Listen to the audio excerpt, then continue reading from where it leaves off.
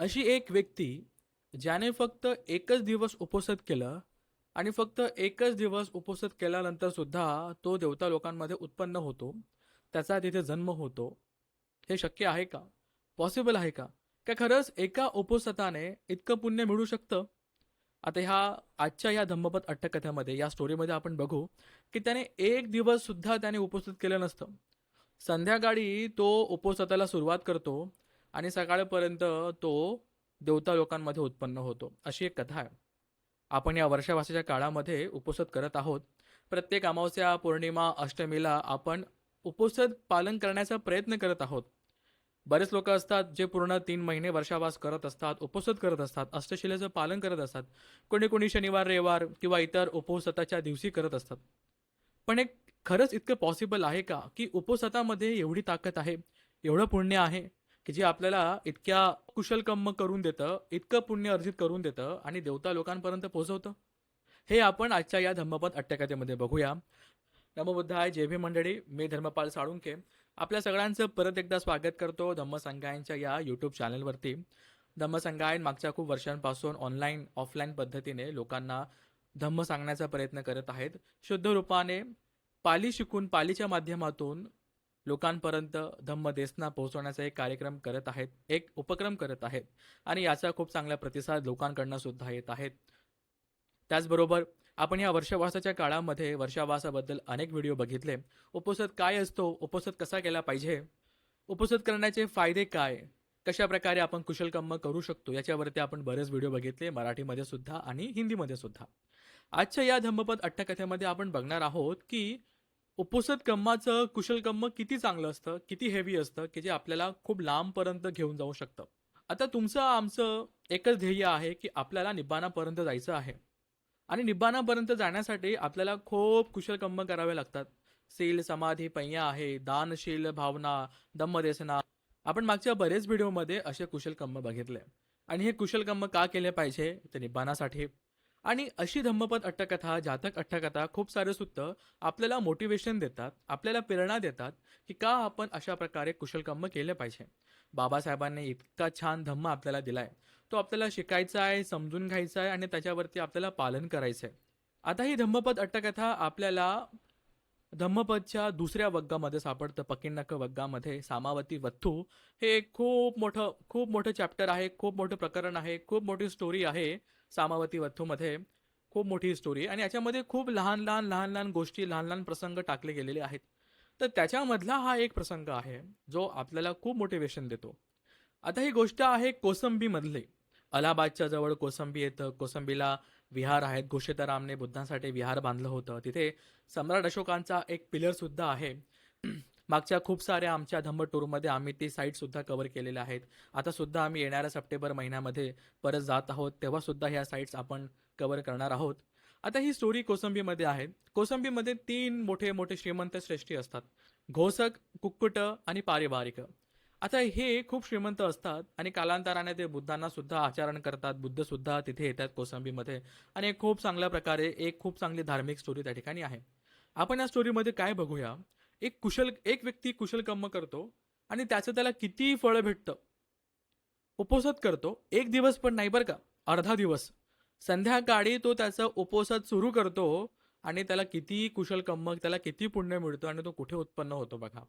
आता कोसंबीमध्ये हे 3 मोठे मोठे श्रेष्ठी असतात आणि काय होतं, हिमालयातनं खूप सारे ऋषी वगैरे तपस्वी लोक हे ध्यान साधना करून पावसाळ्याच्या काळामध्ये ते वर्षावास करायला किंवा पावसाळ्यामध्ये इथे आतमध्ये यायला म्हणजे देशामध्ये येतात आणि 4 महिने एका ठिकाणी वास करतात. आणि हे जे 3 शेट्टी आहेत हे त्यांचं लालन पोषण करत असतात, त्यांचं भरण पोषण करत असतात ते 3-4 महिने. असाच हा प्रसंग आहे. आणि त्याच वेळेस 500 तपस्वी लोक हिमालयातनं आता त्या कोसंबीकडे येत आहेत आणि वाट्यामध्ये ते एका ठिकाणी मुक्काम करतात. आणि त्यातला एक जो मोठा तपस्वी असतो तो एका झाडाकडे बघून विचार करतो, हे झाड आहे, हे वृक्ष आहे, खूपच मोठं आहे, खूपच भव्य आहे, दिव्य आहे, सुंदर आहे. नक्कीच याच्यावर कोणता तरी देवता वास करत असेल. देवता, कारण की जे भूमीवरचे देवता असतात ते अशा प्रकारे सुंदरशा झाडांवरती, मोठमोठ्या झाडांवरती वास करत असतात, राहत असतात. त्यांच्या परिवारासकट असं आपल्याला खूप साऱ्या सूत्रांमध्ये सुद्धा याचं वर्णन आपल्याला बघायला मिळतं. आता हा जो आहे, हा जो महातपस्वी आहे, हा विचार तसा करतो आणि मग या देवतेच्या कृपाने आमचं मंगल हो किंवा तो आमची सेवा करो, असं ते मनामध्ये विचार करतात. तो विचार करतो, इमस्मिंग रुखे अधिवत्ता देवता ओरमत्तिका न भविष्यती. हा काही साधारण देवता असं वाटत नाहीये, काहीतरी मोठा देवता असल. महे सख्येन वेत्थ देवराजेन भवितव्यं. मोठा, ह्या झाडासारखाच तो एक मोठा देवपुत्र असल. साधुवत सचा अहं इसी गणस्य पानीयं देदेय ददेय. की खूपच बरं होईल जर ह्या देवतापुत्रने, ह्या देवाने जर आम्ही इसी गण, आम्ही जे ऋषीगण आहोत त्याने आमच्यासाठी पाण्याची व्यवस्था केली तर. सोपी पानीयं अदासी. आता तो देवपुत्र त्याच्या इद्धिबलाने तो त्या तिथे पाण्याची व्यवस्था करून देतो. तापसो न्हान उदकं चिंतेसी. आता आंघोळीसाठी गरम पाणी पाहिजे असा विचार करताच तंपी अदासी, तो देवता तिथे ते पण गरम पाणी आणून देतो. तर तो भोजनं चिंतेसी, अरे आता जेवणाची वेळ झालेली आहे, तर तो देवता ती त्यांना भोजन पण सुद्धा तिथे आणून देतो किंवा तशी व्यवस्था करून देतो त्याच्या इद्धिबलाने, त्याच्या रिद्धिबलाने. अथस्थ एतं अहोसी. त्याला आता असं वाटलं, तो जो तपस्वी आहे, जे 8 महिने हिमालयामध्ये खूप तप करतात, ध्यान करतात आणि 4 महिने देशामध्ये लोकांमध्ये येऊन ते राहतात, वास करतात.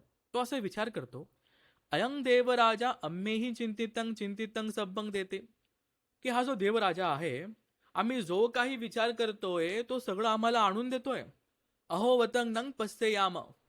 की आपण नक्कीच ह्या देवताचं दर्शन केलं पाहिजे. हा कोणता देवता आहे, कोण आहे, याचं नक्कीच आपण दर्शन केलं पाहिजे. त्यांना असं वाटतं. आता तो देवता सो रुक्खं खंदं पदालेत्वा अत्तानं दस्यसे. आणि जसं काही त्या झाडाच्या फांद्या तुटतात आणि त्या झाडामधनं तो देवता बाहेर येतो. आता हे सगळे आता हे सगळे ऋषी जे आहेत, जे तपस्वी आहेत, हे त्या देवताला बघून खुशी होतात आणि खूप प्रसन्न होतात, आश्चर्यचकित होतात. न नंग तापसा, ते लोक, ते तपस्वी लोक, देवराजा महती ते संपत्ती. अहो देवराजा, तुमची संपत्ती तर खूपच महान आहे, श्रेष्ठ आहे. किंगनुखो कत्वा अयंग लद्धा ती पुच्छसुन. त्यांनी विचारलं की तुम्ही असं काय केलं, काय केल्यामुळे, कत्वा काय केल्याने, अयंग ते लद्धा, हे सगळं काही तुम्हाला प्राप्त झालेलं आहे. तुमची संपत्ती, तुमचं वैभव खूपच महान आहे. तुम्ही असं काय केलं ज्याच्यामुळे तुम्हाला इतकं सगळं लाभलेलं आहे. मा पुच्छत अय्या. अरे काही विचारू नका, असं तो देवतापुत्र म्हणतो. अरे असं काही नाहीये, तुम्ही विचारू नका. आ चिख्खी देवराजा, सांगा सांगा प्लीज सांगा, असं ते देवता लोक म्हणतात. सो अत्तना कतंक सो अत्तना कतकम्मस्त परित्यकता लज्ज मानव कथेतून न विहसे. आता ह्या देवपुत्राचा हा जो देव आहे याचा तुम्ही गुण बघा कसा आहे. आपण छोटंसं काही काम करतो त्याचा आपण गाजावाजा करतो, चार चौघांना सांगतो, अरे असं केलं असं केलं असं केलं. हा देवता देवता आहे, त्याला इतकं चांगलं वैभव लाभलेलं आहे. हे तपस्वी त्याला विचारतायत की तुम्ही काय केलं, तुम्ही काय कुशल कर्म केलं. पण हा देवतापुत्र अजिबात त्याला गर्व नाहीये किंवा त्याला तो असा भारीपणा नाहीये आणि तो म्हणतो, अहो काही नाही काही नाही, मी काय इतकं मोठं पुण्य नाही केलं, मी काय इतकं काही मोठं काही नाही केलं, राहू द्या राहू द्या. त्याला लाज वाटते सांगायला की आपण तर खूपच छोटं पुण्य केलंय. लज्ज मानो कथेतून न विहसी. त्याला वाटत नाही सांगावं असतं, कारण की त्याने खूपच छोटंसं, खूपच कमी काळामध्ये त्याने कुशल कर्म केले, म्हणून त्याला कदाचित सांगायची लाज वाटत होती. अरे मी काय इतकं मोठं केलं नाही. जसं त्या तपस्वी लोकांना वाटत असेल की याने खूप वर्ष याने ब्रह्मचर्याचं पालन केलं असेल, याने खूप वर्ष याने विपश्यना साधना केली असेल, याने कुशल कर्म केले असेल, दान धर्म केला असेल, म्हणून हा उत्पन्न झाला. पण असं काही नाहीये आणि म्हणून तो लाजतोय की मी तर खूपच छोटंसं थोडंसं कुशल कर्म केलंय. आता हे तपस्वी लोक काही शांत होत नाहीये. तेही पुन्हा पुन्हा, आता ते पुन्हा पुन्हा निप्पिडय मानो, पुन्हा पुन्हा विचारतात, अहो सांगा, कृपा करा सांगा. कारण की तपस्वी लोक आहे, श्रद्धासंपन्न लोक आहे, म्हणून त्यांची उत्सुकता आहे की ह्या देवताने काय कुशल कर्म केले आम्हाला पण सांगा, आम्ही पण तसं करण्याचा प्रयत्न करूया. म्हणून ते त्याला पुन्हा पुन्हा विचारू लागले. नंतर तेही सुनाथ. बरं चला ऐका, आता मी सांगतो. असं करून तो आता त्याच्या मागच्या जन्मांची स्टोरी सांगू लागला. सो कीर एको दुग्गत मनुष्य होत्वा भत्तिंग परियेसेंतो अनाथ बिंडिकस्य संती के भत्ती कमंग लभित्वा तंग निस्साय जीविकं कप्पेसी. की मी मागच्या एका जन्मामध्ये दुग्गत मनुष्य, दुग्गत म्हणजे जिथे पैसा पाणी कमी आहे, श्रीमंत नाहीये, खूपच कमी त्याचे रिसोर्सेस आहेत, अशा ठिकाणी माझा जन्म झाला. आणि कालांतराने मी अनाथ पिंडिकाच्या ठिकाणी त्याच्या महलामध्ये मी भत्तीकंब मी भत्तीकंब म्हणजे मी अनाथ पिंडिकाकडे छोटं मोठं कामे करू लागलो आणि त्याच्या सहारावर मी जगू लागलो. अथ एकस्मिन् उपोसत दिवसे संपत्ते अनाथ पिंडिकरो अनाथ पिंडिको विहरतो आगंत्वा पुच्छी तस्य भत्तिकस्य अद्य उपोसत दिवस भागो केनची कथितो. मग एक दिवस असं झालं की आज उपोसत दिवस आहे. आता अनाथ पिंडिक विचारतोय की जो व्यक्ती आपल्याकडे काम करतोय त्याला आज उपोसत आहे हे माहिती आहे का? आता तुम्ही विचार करा, अनाथ पिंडिक सगळ्यात मोठा दानी व्यक्ती, त्याच्या घरामध्ये किती नोकर चाकर असतील, सेवा करणारे लोक असतील, दासी असतील, त्यांना किती करुणा आहे. ते स्वतः पन्न होते, त्यांना किती करुणा आहे त्या एखाद्या एखाद्या नोकराबद्दल, की त्याला माहिती आहे का की आज उपोसत आहे. जर माहिती नसेल ना, मग बघा, न कथितो स्वामी की नाही स्वामी आम्ही त्याला सांगितलं नाहीये, कारण की तो नवीन नवीन आलाय, त्याला माहिती नाही उपोसत कम्म काय, आज उपोसत आहे. मग ते न हिस्सं सायमंग पच्छथ की बाबा त्याच्या हिस्स्यासाठी तुम्ही अथस्थ पथ्था देणं पंचसू की तुम्ही काय करा, त्याच्या हिस्स्यासाठी आज भोजन बनवून ठेवा. का? कारण की सगळे सात उपोसत करणार आहेत. त्या अनाथपिंडिकापासून सगळे दासी जे आहेत ते सगळे उपोसत कर्म करणार आहेत. आता नवीन आला, याला माहिती नाहीये, संध्याकाळी थकून भागून येईल, म्हणून तुम्ही काय करा, तुम्ही याच्यासाठी भोजनाची व्यवस्था करून ठेवा. ठीक आहे. असं बघा, अनाथ पिंडिकाकडे शेकडो कर्मचारी असतील, त्याने एकाची चिंता केली. म्हणजे किती करुणामय आहे, किती श्रद्धावान आहे, आपल्या नोकराबद्दल पण इतका चांगला विचार करतोय, लक्षवेधी आहे, खूप लक्ष ठेवून काम करतोय आणि त्यांची काळजी घेतोय. पुढे सो सो दिवसं अरे ये कम्मं कत्वा सायं आगंत्वा भत्ते वढ्ढेत्वा दिन्ने छातुम्ही ती सहसा अभुंजित्वाव. आता तो दिवसभर थकून थकून काम करून येतो आणि काम केल्यानंतर त्याला वाढून दिलेलं असतं.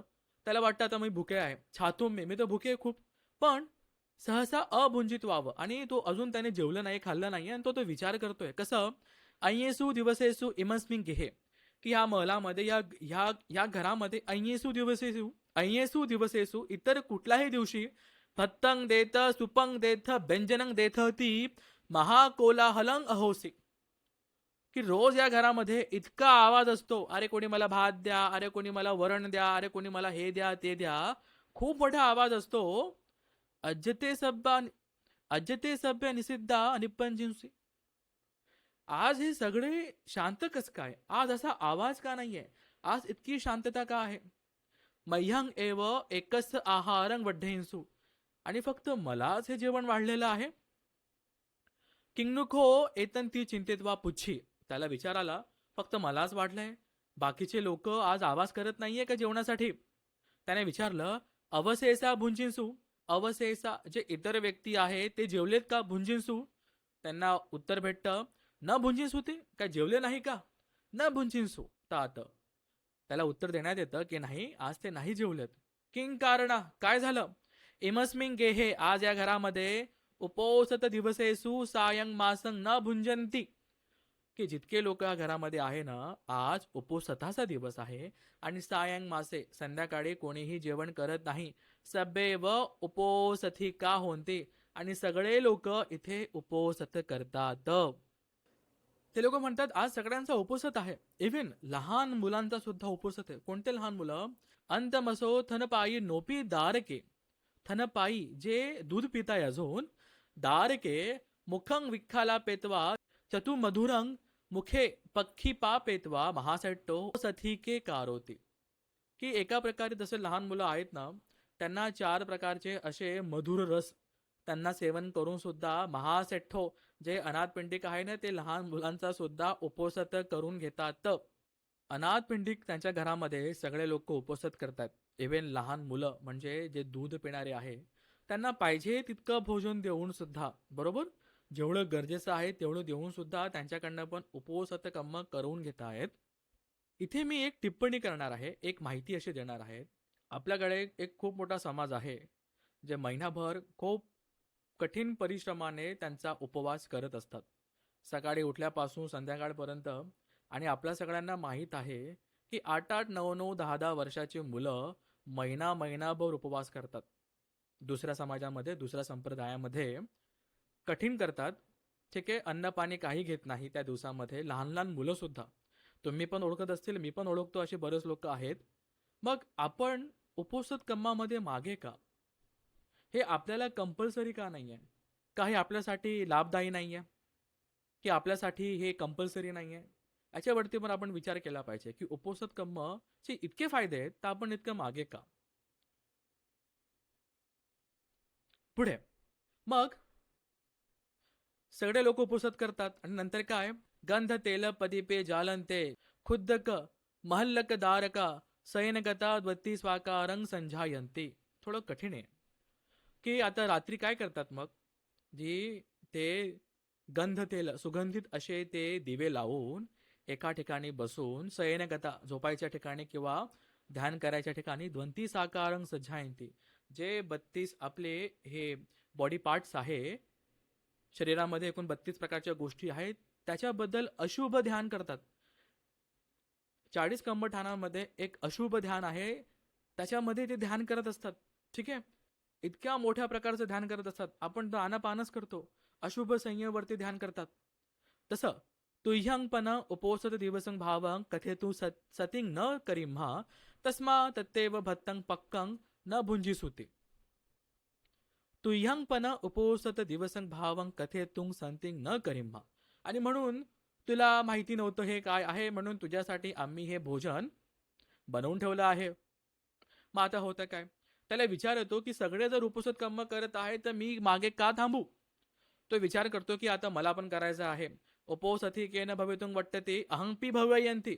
आता त्याला वाढून दिलेला आहे, तो थकून थकून आलेला आहे, त्याला भूक लागली असेल, खूप भूक लागली असेल, त्याला इतकं सगळं कळतं की ते सगळ्यांचं उपवासात आहे, तर मी पण करेल. अहंपी भवयंती. नंतर चला आता आपण श्रेष्ठी जे आहेत आपले अनाथ पेंटिक त्यांना विचारूया की मी आता, संध्याकाळची वेळ आहे, मी आतापासून उपवास करू शकतो का?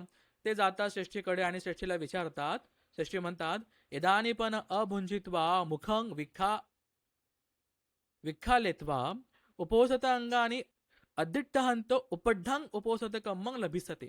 आता ते काय म्हणतात बघा, ते असं पण बोलू शकले असते, अरे नको, तू आता थकून थकून आला आहे, जेवून घे तू आता. हा आता आता अर्धा दिवस तर गेलाय, आता संध्याकाळ आहे, आता काय उपवास करशील? ते काय म्हणतात, करू शकतो. तू काही खाल्लं नाहीये तर तू उपवास करू शकतो. नाही, पूर्ण एक एक उपवासात तुला उपढंग, तुला अर्ध्या उपवासात तू करू शकतो, त्याचं तुला पुण्यफळ मिळू शकतं, असं श्रेष्ठी अनाथ पंडित सांगतात. आणि तो तसं करू लागतो. आता इमॅजिन करा, हा दिवसभर खूप कठीण परिश्रम करून आलेला आहे. सकाळी एकदा खाल्लेलं असेल, संध्याकाळी आता परत आला, त्याला वाढवून दिलेलं आहे. पण नाही, त्याला माहिती नव्हतं की आज उपवासात कम्म आहे. त्याला आता माहिती पडलंय आणि तो आता संध्याकाळच्या वेळेस त्याच्या हातामध्ये ताट असताना सुद्धा तो जेवत नाहीये. आणि तो उपवासात करू असं त्याने विचार केला आणि त्याने आता अधिष्ठान केलंय. अधिष्ठान खूप महत्वाचं आहे पारमी पूर्ण करण्यासाठी, सील पालन करण्यासाठी. पुढे आपण बघूया अधिष्ठान कसं बुद्धांनी, कसं बोधिसत्वांनी त्यांचे अधिष्ठान पूर्ण केले. आता याने अधिष्ठान केले की मला आता इथे उपवासात कर्म करायचं आहे, भले हे मला अर्ध उपवासात का नको, मी करेल. तस्य सकलं दिवसं कम्मं कत्वा छातस्स शरीरे वाता कुंपिंसु. दिवसभर काम केले, खूप भूक लागली आहे, पोटामध्ये गुडगुड होत असेल, खूप भूक लागलेली असेल, आणि मग छातस्स त्याच्या शरीरामध्ये वाता कुंपिसू, त्याला वाताचा त्रास होऊ लागला, वात वाढू लागला, पोटामध्ये एका प्रकारचा वात होऊ लागला.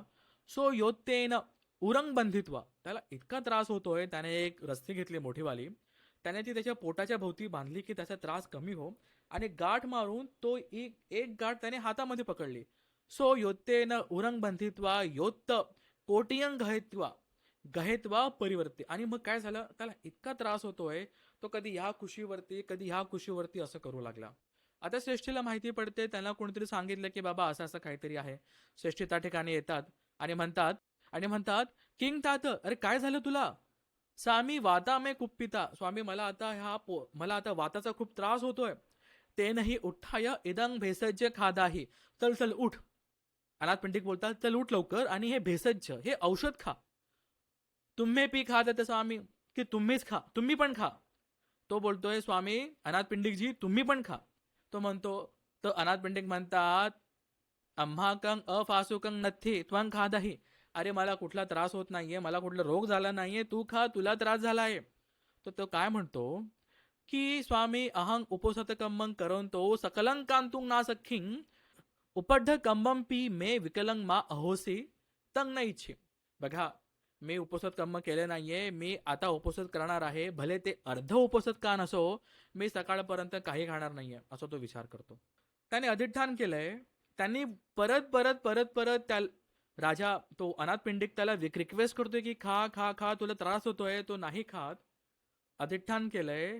अर्ध उपोषद का नसो, त्याने इतकं मनावर घेतलंय, इतक्या श्रद्धेने तो उपोषद करतोय, अधिष्ठानाने उपोषद करतोय, कुशल कम्माने कुशल चित्ताने उपोषद करतोय.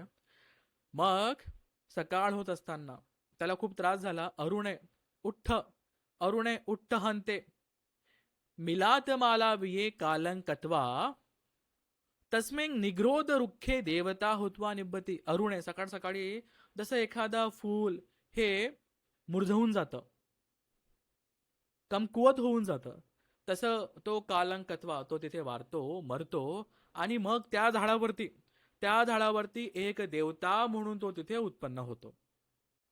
तस्मा इमंगत्थ कथित्वा सोसेठ्ठी बुद्ध मामको धम्म मामको संघ मामको तंग निस्साय कतस्थ उपड्ढ उपोसत कम्मस निसंदेनेसा संपत्ती मया लद्धाती आह.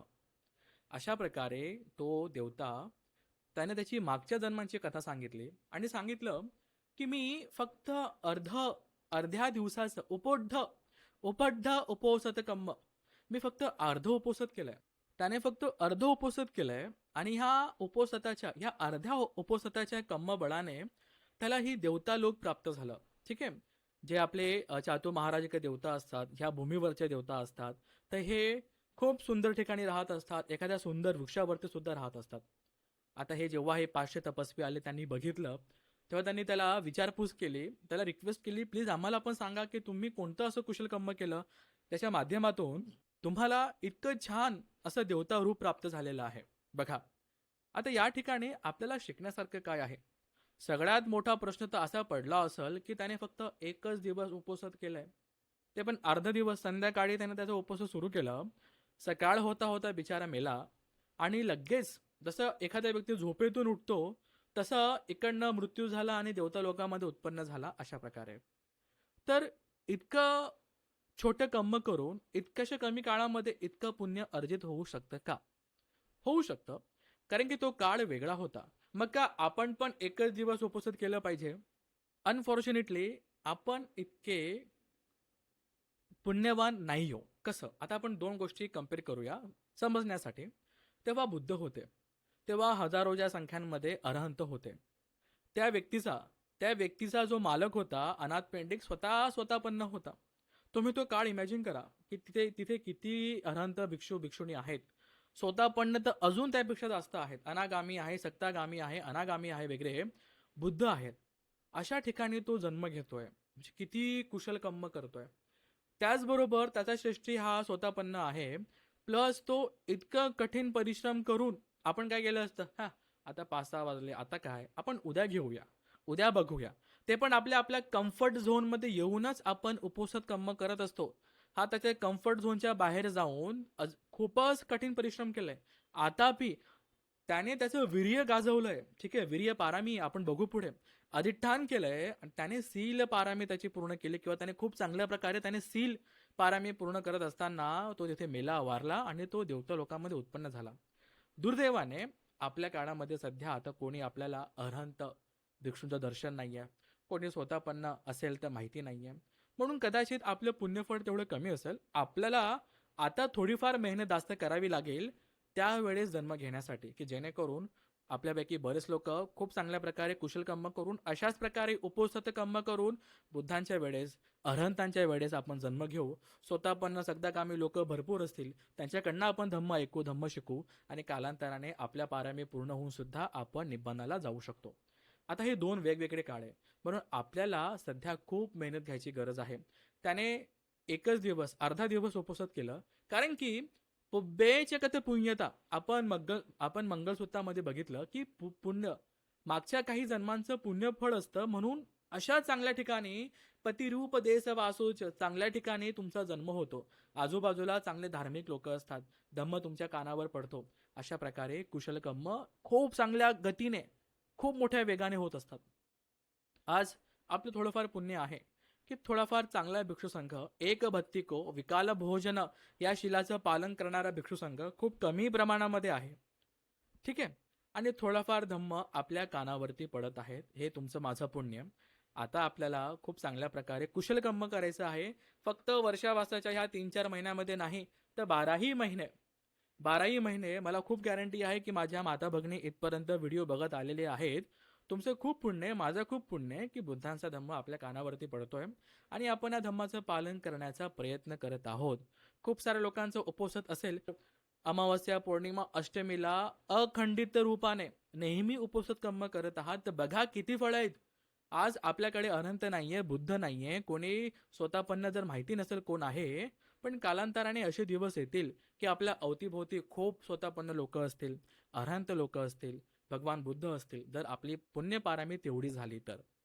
ह्या गोष्टी आता बोलायला खूपच बोलण्यासारखं वाटत असतील, पण हेच आपलं मोटिवेशन आहे. बुद्ध शासनामध्ये जन्म घेऊन बुद्धांना बघणं किंवा अरहंतांना बघणं, हेच आपलं एक उद्देश आहे किंवा निब्बाणाला जाणं हेच आहे. काही लोकांना हे खूप कठीण जाईल किंवा हे पटणार सुद्धा नाही ज्या गोष्टी आपण आता करत आहोत, पण तुमच्यामध्ये माझ्यामध्ये श्रद्धा आहे आणि खूप चांगले चांगले भिक्षू आपल्याला जेव्हा धम्म सांगतात, तेव्हा आपल्याला अशाच प्रकारे मोटिवेशन देतात आणि हेच तुमचं माझं कल्याण करणार आहे. बाबासाहेबांनी आपल्याला हाच धम्म सांगितला आहे, पण आता ही आपली जबाबदारी आहे की धम्म काय आहे त्याला उघडून बघणं, त्याला नीट बघणं, त्याचं परीक्षण करणं, त्याला निरीक्षण करणं, वाचणं, अभ्यास करणं, त्याचं डीपली ॲनालिसिस करणं, तेव्हा जाऊन धम्म आपल्याला कळेल. ठीक आहे. आपण सगळे आता खूपदा देवता लोकांचा संदर्भ येतो, नंतर अमनुष्य किंवा आपण लास्ट टाइममध्ये पिसाचे बघितले, पेत लोक बघितलं. पेत हे पालीमध्ये, प्रेत हे मराठीमध्ये. प्रेत म्हणजे एखाद्या मेलेल्या व्यक्ती नाही, तर प्रेत लोक आहेत, पेत आहे ते. पेत पालीमध्ये, प्रेत मराठीमध्ये. असं आहे. नंतर नरक आहे, स्वर्ग आहे. हे खूप साऱ्या लोकांना पटत नसेल आणि लोक लगेच बोलतात, अरे इथं तर ब्राह्मणांनी भेसळ केलेली असेल. एवढं शक्य होतं का लोकांना भेसळ करायला? तुम्ही असं का नाही म्हणत की ब्राह्मणांनी आपलं चोरलंय? जे इतर तुम्हाला साहित्यामध्ये सापडतं त्यांनी चोरलेलं आहे. पाली साहित्यकांच्या अभ्यासक लोकांनी हे खूप वेळेस पटवून दिलेलं आहे की कशा प्रकारे धम्मपद आणि जातक अट्टकथेमधनं खूप साऱ्या गोष्टी चोरलेल्या आहेत. मग ते पंचतंत्राच्या त्या गोष्टी असतील किंवा खूप मोठे मोठे महाकाव्य, जे 2 महाकाव्य आहेत त्यातल्या पण खूप साऱ्या स्टोऱ्या जशाच्या तशा उचलून टाकलेल्या आहेत, थोडंफार नाव वगैरे बदललेलं आहेत. खूप साऱ्या लोकांनी याच्यावरती अभ्यास केलेला आहे आणि हे स्पष्ट सुद्धा करून दिलेलं आहेत. अरे 84,000 स्तूप होते. हजारो लोक, हजारो करोडो भिक्षू लोक ह्या जम्बूद्वीपामध्ये ह्या बुद्ध धर्तीवरती राहत होते. कालांतराने आपला ऱ्हास होत गेला. खूप सारे पाखंड वगैरे करून लोकांनी षडयंत्र करून बुद्धांचा धम्म आणि बौद्ध लोकांना नाहीसं हे करण्यात आलं. हा इतिहास आहे. आपली संख्या कमी आहे म्हणून असं सांगणारे लोक सुद्धा कमी आहेत. तुम्ही असा विचार करू नका की आपल्यामध्ये भेसळ आहे. तुम्ही असा विचार करा की आपल्यातनं चोरलेलं आहे, असा विचार केला पाहिजे. बाबासाहेब का इतके हलके नव्हते की त्यांनी असं ॲक्सेप्ट केलं असतं की ब्राह्मणांनी त्याच्यामध्ये भेसळ केलेली आहे, आपल्याला दुसरा धम्म नाहीये, चला हाच धम्म घेऊया. नाही. त्यांचा अभ्यास किती आहे. प्रज्ञासूर्य बोधिसत्व, अरे बोधिसत्व आहे.